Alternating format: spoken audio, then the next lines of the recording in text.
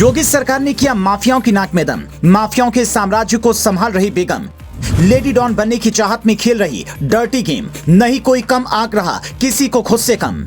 CM योगी के सामने खड़ी हुई बड़ी परेशानी। अभी तक माफियाओं की बेगम ने हार नहीं मानी।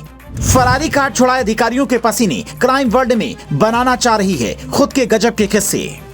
माफियागिरी को यूपी से खत्म करने का मुख्यमंत्री योगी आदित्यनाथ ने जो प्रण लिया था, उसको फेल करने के लिए अब लेडी डॉन आ गई है, जिसने सरकार और प्रशासनिक अधिकारियों के पसीने छुड़ा दिए हैं। दरअसल प्रयागराज शूटआउट के बाद लग रहा था कि मुख्यमंत्री योगी आदित्यनाथ का एक्शन थम जाएगा, लेकिन अब यह एक्शन मोड शांत होता दिख नहीं रहा है, क्योंकि माफियाओं पर सीएम योगी अपनी पकड़ ढीली करने के मूड में बिल्कुल भी नहीं है। माफियाओं की पत्नियां भी अब सरकार के रडार पर आ गई हैं, और ये ऐसे ही नहीं रडार पर आई, क्राइम की लिस्ट में भी इनका नाम जुड़ा हुआ है। एक और अतीक की पत्नी शाइस्ता परवीन है, तो वहीं दूसरी ओर मुख्तार की बीबी आफसा अंसारी। खास बात यह है कि लेडी डॉन बनने की होड़ इन दोनों के बीच इतनी है कि क्या ही कहने। पहले तो शाइस्ता पर 25,000 का इनाम था, फिर उसे बढ़ाकर 50,000 कर दिया गया, लेकिन अब खबर है इनाम की राशि को अब 1 लाख जल्द किया जा सकता है। वहीं मुख्तार अंसारी की बीवी की बात करें तो उस पर पहले 50,000 की इनाम राशि थी, लेकिन फिर इनाम की राशि को बढ़ाकर 75,000 कर दिया गया। ऐसे में देखा जाए तो लेडी डॉन बनने की चाहत में शाइस्ता जीतने वाली है, क्योंकि उस पर 1 लाख का इनाम हो सकता है। दरअसल उमेश मर्डर केस में फरार चल रही अतीक की पत्नी शाइस्ता परवीन पर सरकार अब बड़ा एक्शन लेने की तैयारी में, क्योंकि पिछले काफी समय से उसकी तलाश जारी है, लेकिन अभी तक उसका कोई सुराग नहीं मिल पाया। बस खबर सिर्फ इतनी ही आ रही है कि वो शूटर गुड्डू मुस्लिम के साथ है।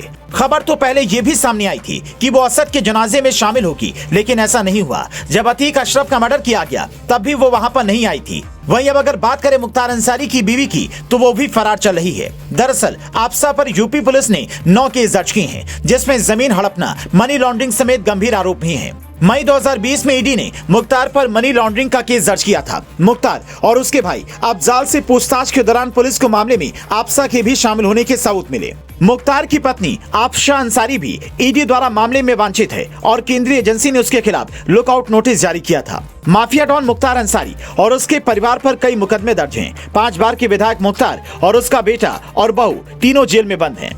इनके अपराधों की बात करें तो मुख्तार पर 60 से ज्यादा केस दर्ज हैं। पत्नी आफशा पर 9 मुकदमे, बड़े बेटे अब्बास पर 7 और बहू निखत अंसारी पर अपने पति अब्बास को जेल से भगाने की साजिश रचने का आरोप है। तीनों जेल में बंद हैं। मुख्तार का छोटा बेटा उमर जालसाजी और अवैध कब्जे में आरोपी है। उमर फरार चल रहा है, जबकि भाई अफजाल अंसारी पर आधा दर्जन केस हैं।